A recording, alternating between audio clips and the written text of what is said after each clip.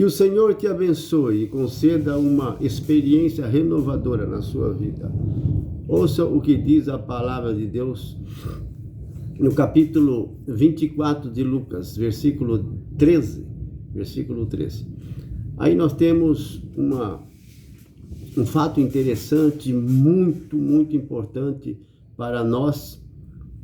2 discípulos daqueles que seguiam a Jesus, depois que Jesus tinha sido crucificado e já era o primeiro dia da semana, o domingo, que para eles era o primeiro dia, o terceiro em que Jesus já tinha ressuscitado, 2 deles estavam indo para uma aldeia chamada Emaús, cerca de uns 12 quilômetros, mais ou menos, de Jerusalém. Eles discorriam pelo caminho, conversando sobre o que tinha acontecido. Estavam muito entristecidos, como também os demais apóstolos, discípulos de Cristo, todos aqueles que o amavam e o seguiam. Eles conversando, de repente, Jesus aparece atrás deles e se põe a caminho. Mas os olhos deles estavam como que vendados, eles não reconheceram. Jesus se aproximou e perguntou a ele: "Ei, o que vocês estão falando no caminho?" Eles pararam e disseram: "Você é o único forasteiro aqui em Jerusalém que não sabe o que aconteceu esses dias?" Ele disse: "Não, eu não sei. O que aconteceu?" Jesus de Nazaré, um profeta poderoso em obras e palavras. Nossas autoridades, os magistrados e os sumos sacerdotes, entregaram ele para que fosse morto e crucificado. Nós pensávamos que era ele que restauraria o reino de Israel. Nós pensávamos que era o Messias, mas ele foi cruelmente torturado e morto. E já é o terceiro dia. É verdade que umas mulheres foram ao túmulo e disseram que tiveram uma visão de anjos, mas ninguém o viu. Então Jesus disse a eles: "Homens sem inteligência, tardos de coração para compreender tudo o que anunciaram os profetas." Eles não reconheceram Jesus. Parece que Jesus estava mais novo, diferente. Veja que eles estiveram tanto tempo com Jesus, como não poderiam reconhecer? Mas isso foi como que um milagre, vamos dizer assim.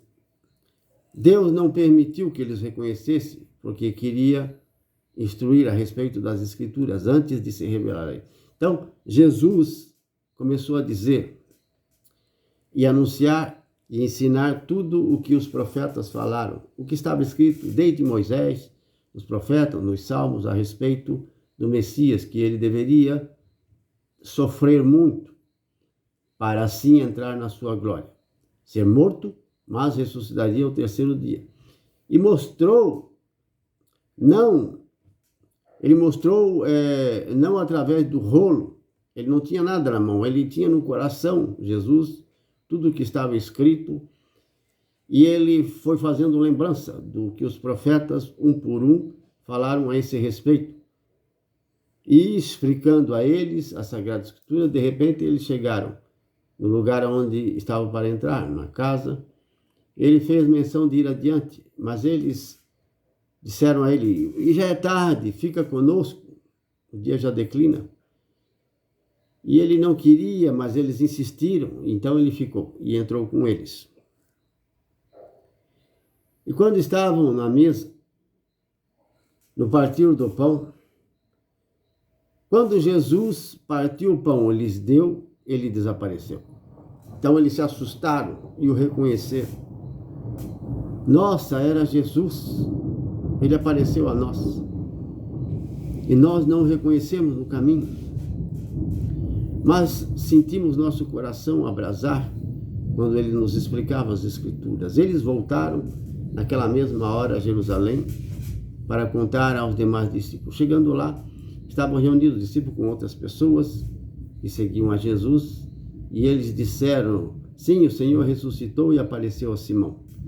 Então eles contaram a experiência que eles tiveram no caminho e como eles o reconheceram no partir do pão. Amados irmãos e irmãs, no Evangelho de Mateus, no capítulo 28, versículo 16 a 20,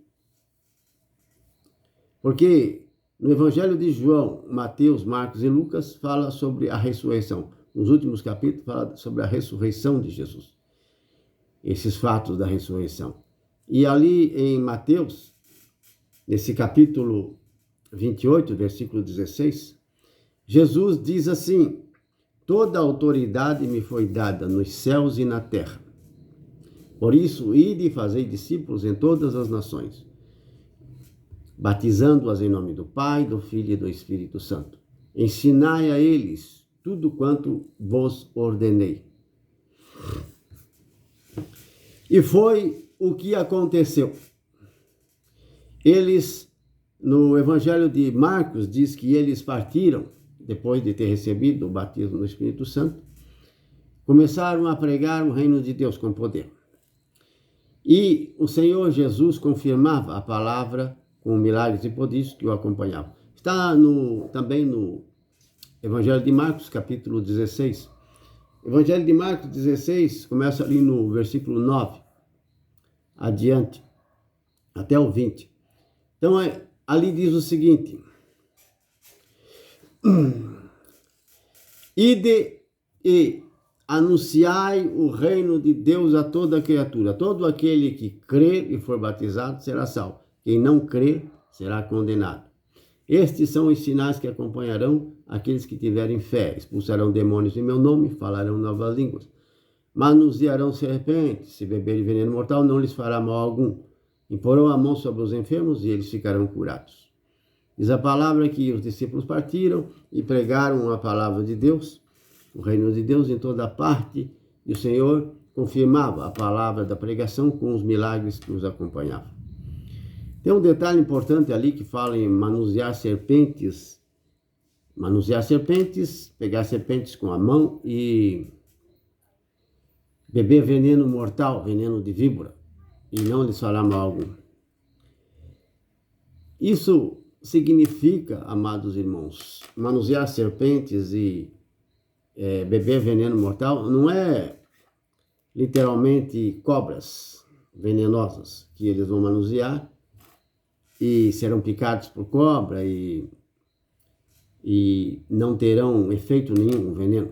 Eles não vão morrer. Não é de cobra que está falando. Está falando de, quando ele fala de serpente, está falando de seres humanos, de pessoas. Veja que Jesus, nas pregações, ele às vezes chamava a atenção e repreendia certos fariseus, saduceus hipócritas. Ele dizia: raça de víboras, cobras venenosas. Como sois maus, podeis dizer coisas boas? Isto é, sendo mau, como é que vocês podem dizer coisas boas? A boca fala do que o coração está cheio. Estava falando que eles eram como víboras, cobras.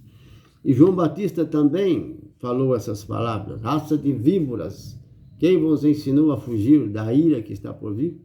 Deem frutos de verdadeira conversão. E não começa a dizer: temos Abraão por pai. Deus é capaz de fazer dessas pedras filhos de Abraão. Então chamou de víboras, cobras.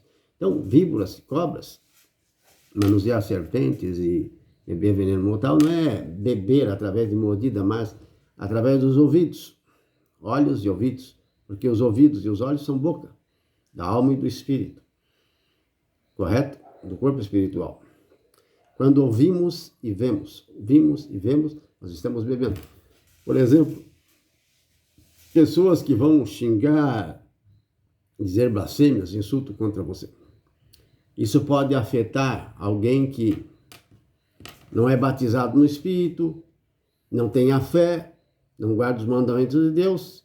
Isso vai gerar o quê? Uma briga, uma discussão e até morte, por causa de troca de palavrão, palavras perversas, palavras de difamação, calúnia, injúria. Então, veneno, como se fosse de cobra, mortífero, causa dano e morte.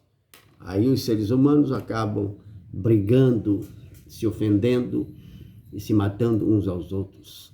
Mas aquele que tem a fé, ele é manso, ele é humilde, está cheio do Espírito Santo, tem no coração o mandamento de Deus, consegue ser temperante, moderado, ter paciência e autodomínio nos seus impulsos.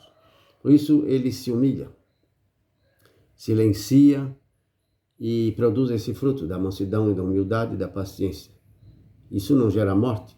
Então, as palavras perversas não vão causar dano a você, de jeito nenhum, porque você está com Deus e Deus está no seu coração.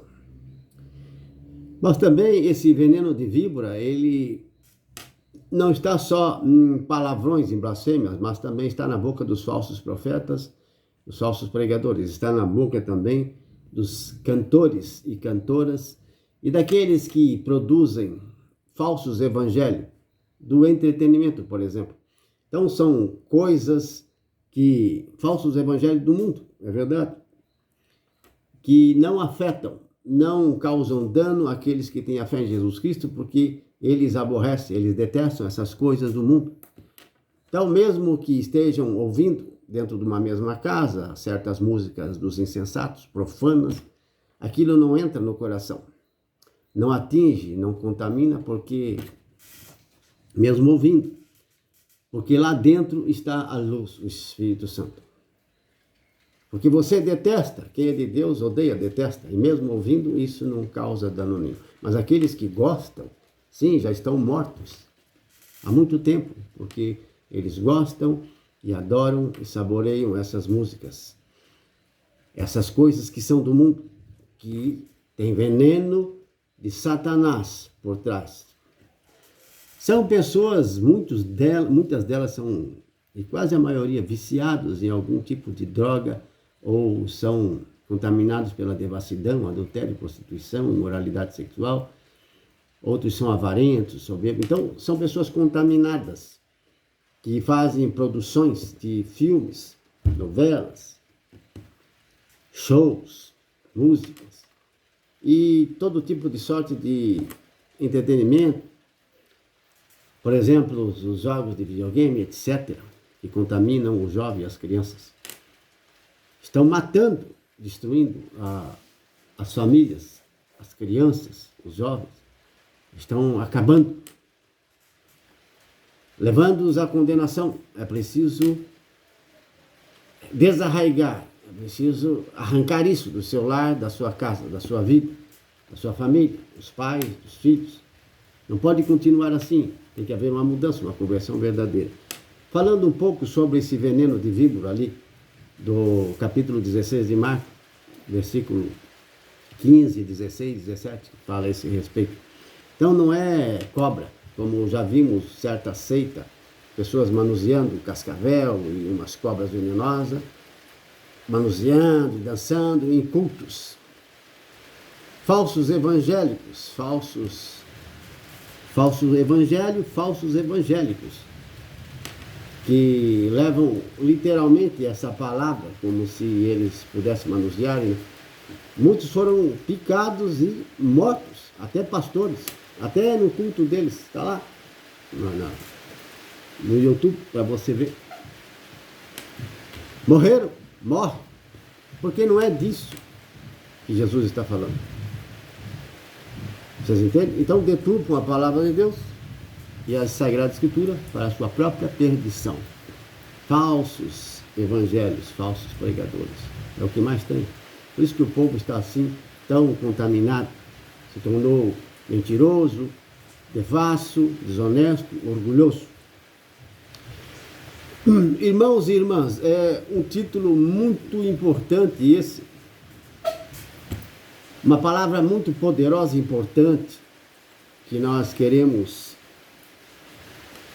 continuar no segundo vídeo. Esse é o primeiro vídeo, no segundo vídeo, a respeito de uma autoridade, um poder, sabedoria e riqueza que Jesus Cristo recebeu do outro lado, de Deus Pai.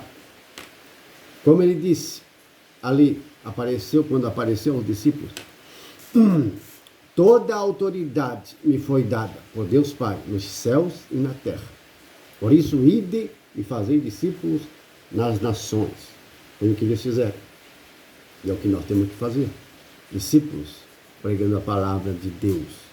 Levando o evangelho, pregando a conversão. Por isso que estamos pregando a palavra, para que você tenha uma experiência com Deus. Seja batizado no Espírito Santo. Possa nascer de novo, ser transformado verdadeiramente, para ter experiências maravilhosas com Jesus Cristo. Não é uma, nós teremos e sempre vamos ter novas experiências com Deus. E nós queremos que você também tenha novas experiências. E quem nunca teve, está ouvindo para que tenha uma experiência com Deus. Possa nascer de novo, ser transformado de um filho das trevas num filho da luz.